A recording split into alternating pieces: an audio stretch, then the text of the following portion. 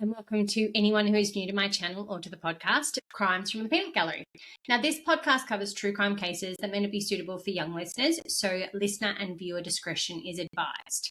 Today's episode is going to include some accounts of manipulation, coercive control, branding, confinement, sexual exploitation, and the weaponization of therapy-like techniques. So I just want to advise everyone that we just need to be listening with a little bit of care today. Now, in part one of my NXIVM miniseries, we followed Keith Raniere, Vanguard, from his lonely childhood to his polished self-help empire that ended up collapsing in the federal court. In part two, I'm going to shift the spotlight slightly to the Saltzmans. So I'm going to be discussing Nancy, NXIVM's co-founder and president, and ceremonial prefect, and Lauren, her daughter, a trainer and executive, and the first-line DOS master. Their stories are definitely inseparable from NXIVM's machinery. Nancy gave the organization its voice, clinical, orderly, and persuasive. Lauren gave it hands, operational, relentless, intimate. Together, they formed a mother-daughter axis that made NXIVM feel very legitimate and made DOS function from a day-to-day perspective. I just want to point out today, guys, so we've got Snoopy, but we've got my Christmas. So here's my snowman, and I think this is meant to be Rudolph. They've got little lights going, but I'm not sure if you guys can actually see that. But I put them on every night. I've got Christmas lights this year. So this year I got some penguins from Costco that are basically on a tilt. They're putting together a Christmas tree. Then I've got my 8-foot Christmas tree. I've got lights outside. I've got baubles in our tree outside along with flashing lights. So this year I went a little bit above and beyond, but my husband actually helped me this year put Christmas lights up. So I was pretty excited. Amazon and Kmart. Absolute dream for me. Absolute dream. Did get a little bit carried away there with Christmas, but I hope everyone is having a fabulous holiday season and everything like that. I hope you all stayed safe and you've seen lots and lots of family. So let's get back to our podcast, guys. So we'll trace Nancy's journey from a nurse to hypnotist to the architect of a tightly scripted curriculum, then into the shadows of surveillance and obstruction that courts later document. Now we're going to follow Lauren from that eager protege to an enforcer inside DOS and into the wrenching confrontation with what obedience actually made her do. We'll then examine how prosecutors and the judge understood their roles, why their sentences differed, and what the aftermath has looked like for survivors and the Saltzmans themselves. In part one, if part one showed you the myth behind the genius, part two shows you the practical power of people who turned the myth into instructions, rituals, and consequences. So this one, guys, I touched on it in part two. I do have some empathy for Lauren. Lauren was definitely what I would say groomed from a very young age.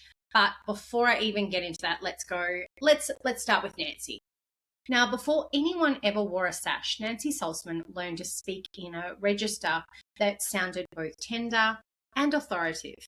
So she's trained as a nurse, a profession that asks for precision, empathy, and then moved into hypnosis and neuro-linguistic programming, NLP. Now, that promises to reframe your thinking and rewire some of your habits. So by the late 1990s, Nancy's cultivated an identity as a coach who could help clients overcome patterns that were holding them back. It was at this stage that she met Keith Raniere. He had a philosophy he called rational inquiry, a bespoke mix of logic, puzzles, moral claims, and self-diagnosis. And he needed someone who could turn those ideas into repeatable experiences. Nancy, with her mix of clinical vocabulary and her coaching competence, she fit that niche absolutely perfectly. So in 1998, they launched a program called Executive Success Programs, ESP. It's in the Albany, New York area. Nancy is called the president and she's titled prefect.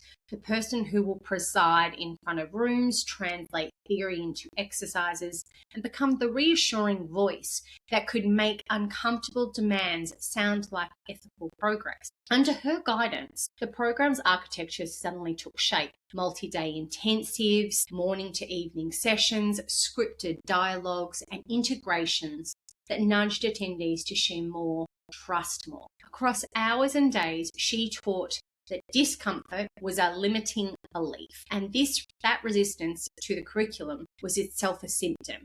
She introduced coloured sashes and levels of visual markers of advancement, a status system that promised mastery through more courses, more time, and more commitment.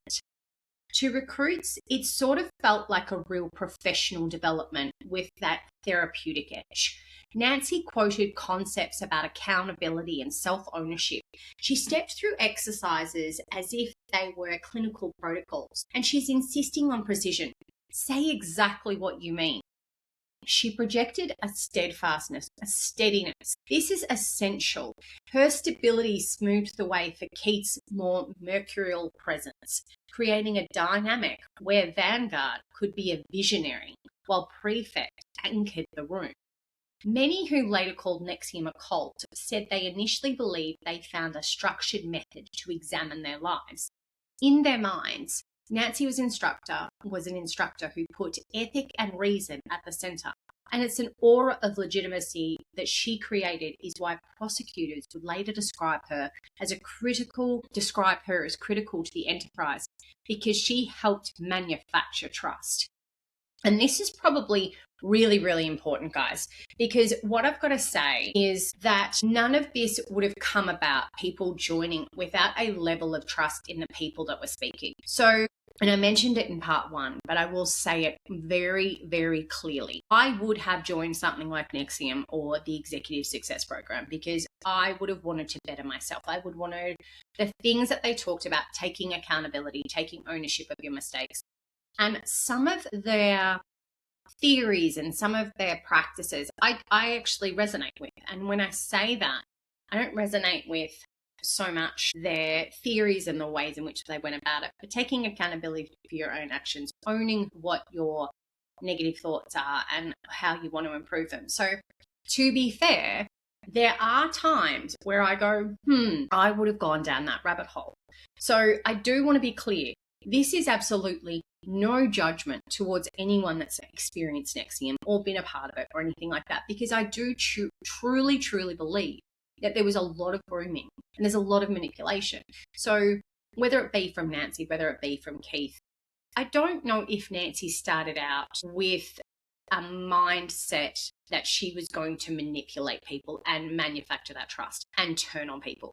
I don't think that's necessarily true. So, sorry. Legitimacy is primarily a shadow in this organisation, though. As NXIVM grew, so did the criticism. Defectors published accounts, family raised alarms, journalists started digging. Nancy's role began to tilt from therapeutic to defensive. Internal communications and later court filings paint a picture of an organisation that sought leverage over their critics. In the mid-2000s, NXIVM's leaders commissioned a lot of investigations. Sometimes they're referred to as sweeps from outside vendors to gather private financial information on perceived enemies, including any ex-members, attorneys, journalists that were not speaking about them well. Years later, when federal agents searched Nancy's home, they found a box of banking records related to several people who they considered critics.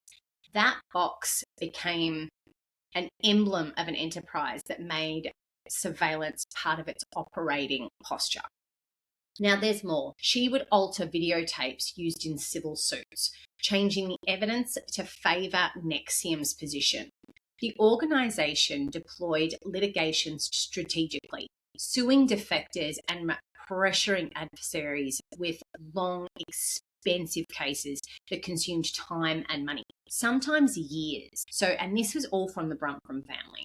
Inside NXIVM, this was narrated as self-protection. We must defend the tech. But to prosecutors, it looked like obstruction and identity theft conspiracies, intertwined with corporate intimidation. Nancy's journey, therefore, becomes a study in how soft power can become hard pressure. The person who taught people to master fear also helped weaponize fear to control the narrative and punish. When I picture Nancy during this time, right, I imagine she sounded much the same as she did in class. Calm, explaining, certain. That tone is part of why this story is so disorientating. Charisma is a way to control people, and credibility can be just as potent. Nancy put coherent sentences and clear steps around Keith's ambitions and around NXIVM's defences. It's not surprising then, when our accountability arrived, the court language cut through the surface. Blind allegiance, misguided loyalty were phrases described the choices that turned a coaching company into a racketeering enterprise. On March 13th, 2019, Nancy Salzman pled guilty to the racketeering conspiracy. So the predicate acts in her case included conspiracy to commit identity theft and conspiracy to obstruct justice. Legal recognition that NXIVM's defensive arsenal had crossed criminal lines. In court, she acknowledged her wrongdoing. The plea made a plain and pivotal truth. Legitimacy cannot immunize illegal activities, and the calm cadence of a prefect cannot smooth over the violence done by surveillance and evidence manipulation. Sentencing comes for her on September 8 in 2021. The judge sentenced her to 42 months in prison, imposed $150,000 fines, and approved large forfeitures. Among the assets, it was cash, it was property, it was even a Steinway grand piano. Prosecutors emphasised how her allegiance to Keith magnified all the harm, because the authority she commanded as a prefect legitimised practices that intimidated and they injured people. The sentence was not just a number, though. It's a statement that soft power wounds too, that coaching can become coercion when paired with secrecy and litigation, and that being second in command doesn't mean second in responsibility. For people who really admired Nancy's coaching, that was really devastating, because many had entered NXIVM through classes, not through his volleyball court. They remembered a woman who asked them to be honest and be accountable. Yet the record showed that behind the front of the room boys stood files, altered tapes, and that same voice who championed for integrity and defended practices that shredded it. So that double image is the heart of her legacy, really how a reputation for healing was enlisted in harm. And again, go and watch part 2 of The Vow. I don't think it was all Nancy. I think there is a lot for Keith to be held accountable for. I am absolutely, and again, I hate that word. I'm not saying that she can't own her own actions, but I think what she thought she was doing at the time was good. Whether she went slowly down that rabbit hole, and I wonder whether it is a bit of a case of you take one step over that line, and it's this much, right? By the time you've taken that many steps, are you so far from that line that you don't know where that line is anymore? So part of me thinks about that for Nancy. Is that the actual case with her? Did she just keep crossing that line step by step? I think it was a little bit different for Lauren, though. If Nancy built NXIVM's language, Lauren Saltzman learned to speak it fluently. Growing up in that orbit of the ESP, Lauren absorbed its values really early on. Speak precisely, submit to the process, conquer limiting beliefs. As a young adult, she joined that leadership pipeline, becoming a head trainer and an executive board member. Her proximity to Keith was organisational, and it was also intimate. Over years, she had a sexual relationship with him and believed what he told her, that he would one day give her a child. That belief wasn't trivial. It's not trivial. It became a lever in that psychology of obedience. As a promise for her of a future family, it sort of manipulated her to do anything that he wanted. when your superior is also your imagined future partner. Saying no, it's not just a professional no, it's like a betrayal of hope, right? So he's going to use that as an intimidation factor. If you say no to me professionally, I'm going to say no to you personally. So Lauren's task inside NXIVM, it's operational. She planned trainings, she set schedules, she's enforcing rules. As ESP and grew and DOS was formed, she became one of those women who made the system work in the details. If Nancy translated the theory into lessons, Lauren translated it into a daily routine, the text prompts, the check-ins, the diet logs, the compliance reports. She was really good at it, clear, responsive, meticulous. It's from this vantage point that we can see how a good organisation in the service of a harmful structure becomes a tool of harm. That same skill that makes a classroom effective can make a coercive program almost inescapable. I'm so sorry, guys. I'm going to take a little sip of my drink. Now, I got my Snoopy drink bottle today. In case you can't tell, I love Snoopy. But everybody knows that if you've been listening to if you get to watch it, you get to see all the Snoopy paraphernalia, which, by the way, there's even more coming for Christmas, so I'm so excited. Just a little bit of a side note with Lauren. She said she began a sexual relationship, I believe it was in her late teens. I will find that podcast and I will put it into this comment section. There is also another podcast that Nancy has just done now that she's out of jail. I want you to go listen to that. Again, not a lot of responsibility for actions, I feel. Again, guys, these are just my opinions. You can come for me all you like. I don't know for me if there is any real responsibility of you did this. I get it. You were manipulated, you were groomed, all that kind of stuff. I 100%. But at the same time, guys, you've had time to reflect. Reflect on your own actions and apologize authentically. And it's so funny that I say that because I think one of the things from NXIVM was be authentic. And I just feel like there wasn't a lot of authenticity in what they're doing. But that's just me. Again, guys, that was my interpretation of listening to those podcasts and those documentaries. It didn't hit the mark for me, at least not yet. So within DOS, the secret society whose Latin name framed obedience as honor, Lauren occupied the first line directly beneath Keith Raniere. Her job was to recruit and to bind. Recruitment would often begin with the language of empowerment, a confidential women's group, a chance to master your self-sabotage behaviour, an invitation to a higher level of discipline. Entry required collateral, though. Nude photographs, sexually explicit images, a written confession about intensely private matters. It didn't have to be true or not. It was crafted to be damaging if it had been released. Collateral was not a single hurdle. Women were required to submit new collateral quite regularly, building almost like a ledger of secrets. So over time, that lever tightened. A fear of exposure is acclimated, making the constant cost of leaving this group steeper and steeper because you don't want your collateral to be released. Now, Lauren testified about the readiness drills. A phone ping late at night could be 2 o'clock, 3 o'clock, 4 o'clock, an instruction to drop everything and respond within seconds. A demand to prove devotion through immediacy. Be ready for anything.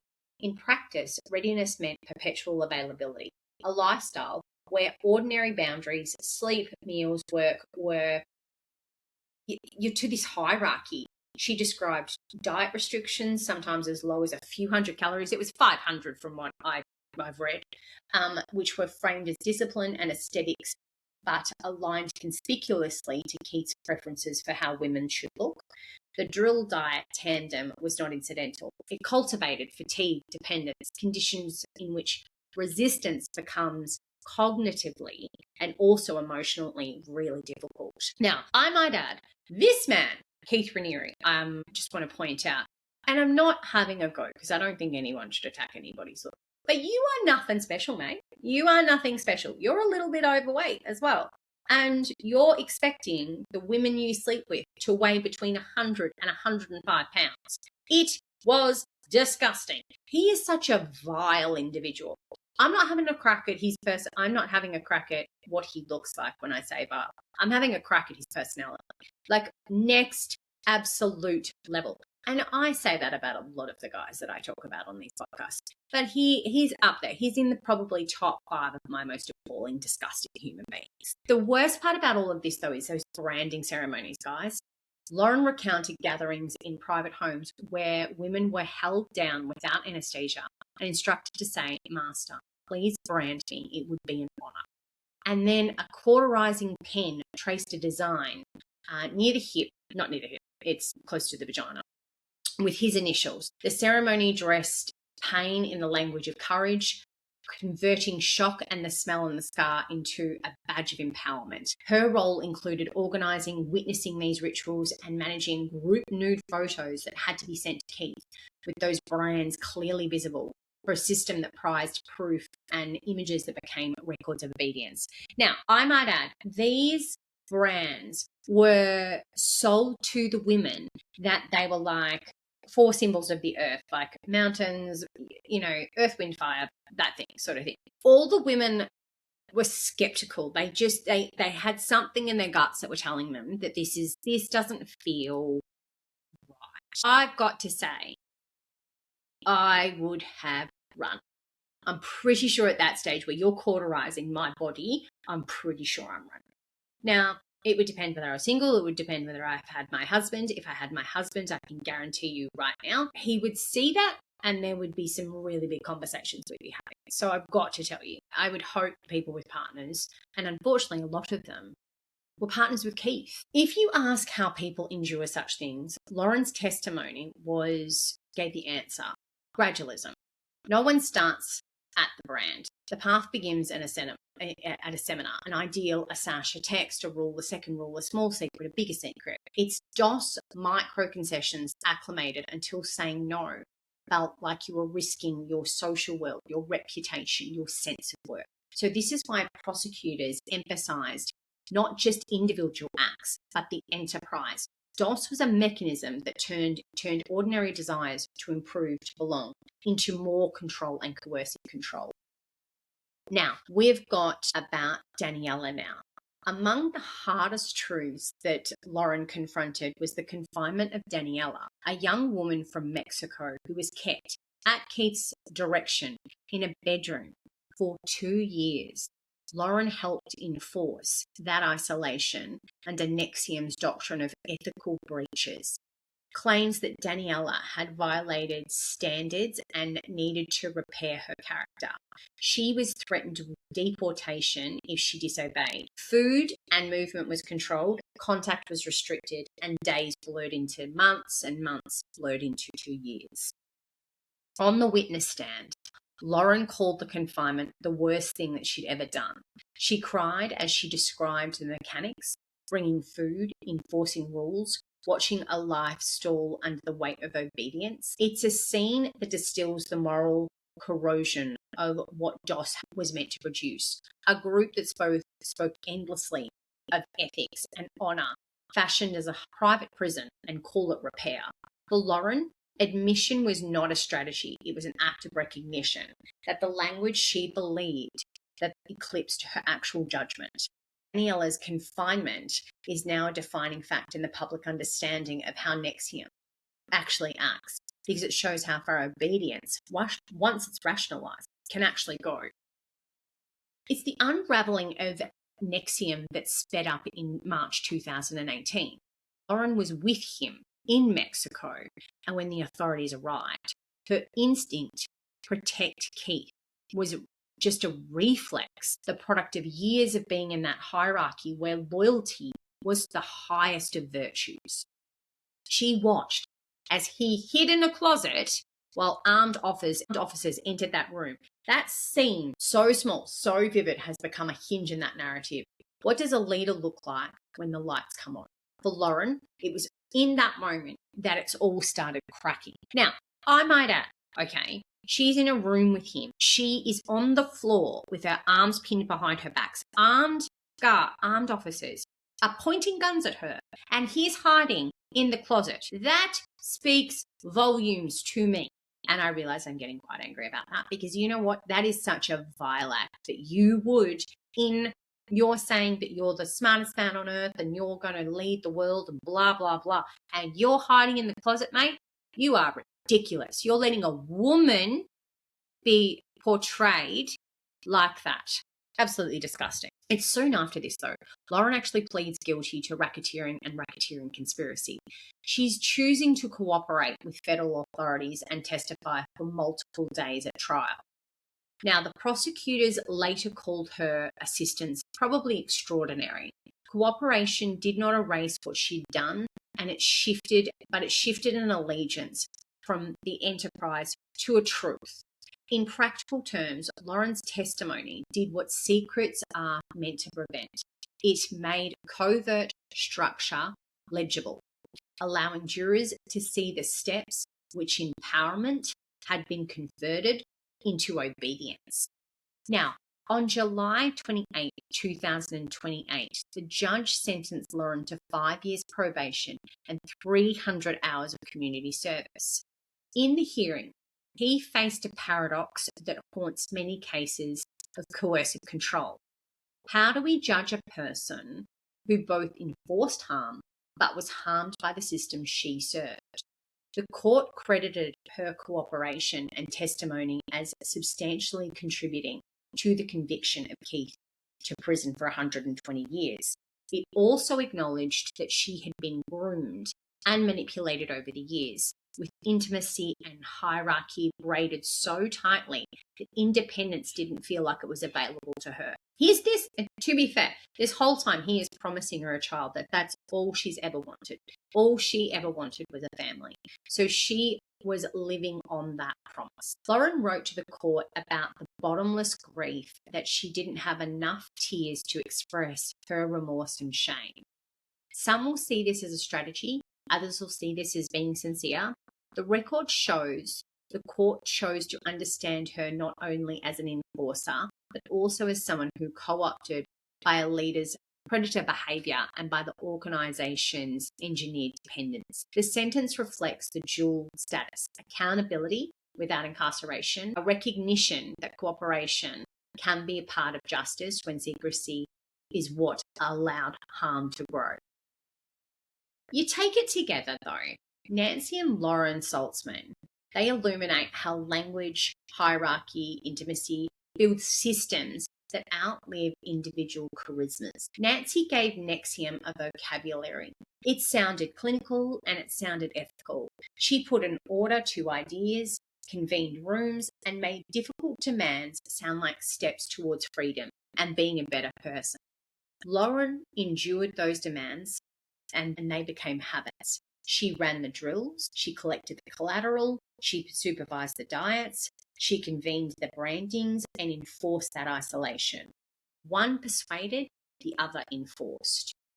When the collapse comes, though, their accountability differed because of the roles that they offered. Nancy was punished for creating and defending that machine, that surveillance, the altered evidence, the intimidation. Lauren's sentence turned on. See, it was probably an extraordinary cooperation and the court's view that she was both agent and an object of Keith's control.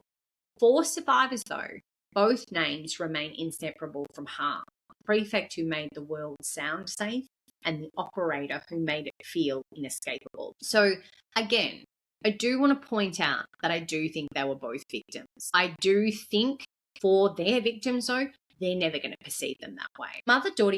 The mother-daughter axis explains why NXIVM lasted as long as it did. Systems are durable when they are combined credibility and compliance. A room feels trustworthy when the person at the front speaks in a calm, ordered way and when the theory promises rational progress. A life feels controlled when someone else manages your time, your food, your secrets. By fusing these roles, the Saltzmans showed how competence can be recruited to serve coercion, how being good at organising and coaching can, in the wrong structure, actually become real instruments of injury. After the sentencing, Nancy Salzman served her prison term and moved through the halfway house conditions before coming back to civilian life under the constraints set by the court. Lauren, on the other hand, she completes her probation in a community service. Their names appear in many documentaries and court records. Their faces recur constantly in the media. But the aftermath belongs solely to the survivors of these people, whose work rarely fits a press release. Recovery unfolds in therapy rooms, family kitchens, quiet mornings, where routine becomes ritual. Some women have pursued surgery to alter and remove their brands, a process that carries cost, pain, and some really complex emotions. Others have rebuilt professions that were interpreted by NXIVM's demands. For many, sleep's a real frontier, learning to rest without a phone that might buzz with a midnight command. People who have left NXIVM talk about the first time they ignored a text and nothing bad happened, and how that non-event felt like almost like a revolution for them. They talk about eating when hungry rather than when they're allowed, about telling secrets to therapists instead of to masters, and about how discovering that autonomy feels quite thrilling. Documentaries like The Vow and Seduced gave public shape to a lot of these journeys. The footage of trainings and conversations, the interviews with insiders turned whistleblowers, the efforts behind Catherine Oxenberg helping her daughter, India, leave. These stories have educated viewers about the empowerment rhetoric can mask coercive control. Yet the documentary they're only through lenses. The human work happens off camera.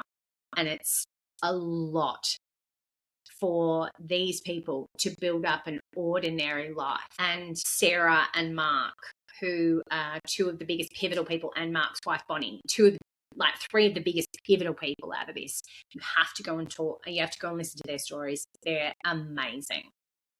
Legal restitution, it can acknowledge some of this work. Courts have ordered compensation for medical procedures relating to the branding and for any type of other harm. But no order can tell a person how to trust again, how to redefine discipline without punishment.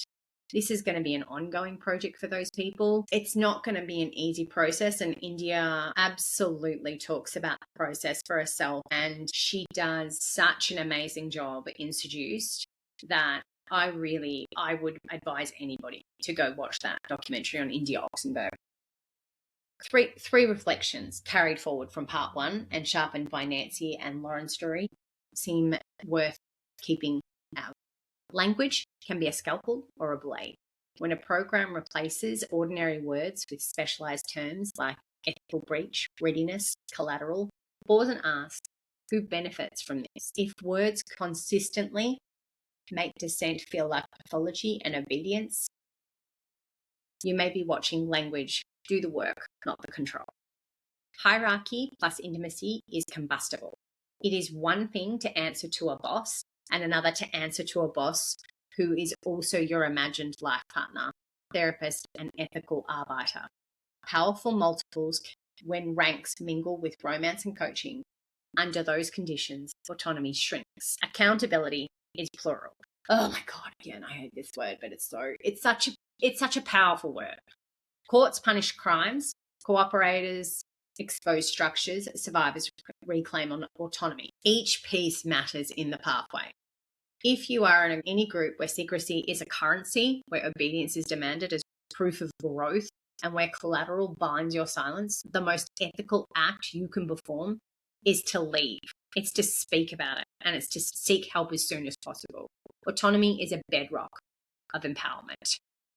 Thank you so much, guys, for listening to part 2 of my NXIVM mini-series. Today, we explored how Nancy Salzman built the voice and the posture that made NXIVM sound legitimate, and how Lauren Salzman made the posture live in people's bodies through drills, diets, collateral, brandings, and at its worst, confinement. We followed them into the courtrooms where judges wrestled with culpability and coercion, into sentences that reflect into different roles, and into an aftermath where survivors do the daily work of reclaiming autonomy. In part 3, I'm going to widen the lens a little bit. I'm going to be talking about the Bronfmans and their money. I'm going to be talking about Danielle Roberts and how she did the branding on the girls. I'm going to talk about India Oxenberg, and I'm also going to be talking about Alison Mack. I think that it's really important to make sure that I be really clear in this episode. I am not blaming anybody. I am just trying to understand through my lens about how this is possible. Now, if you have found this episode as chilling as I have, please subscribe. Leave me a comment with your thoughts or any questions, and show it to someone if you think they'd be interested. Take care, my fellow peanuts. I hope you have a fabulous weekend. I'll see you in part 3. Bye.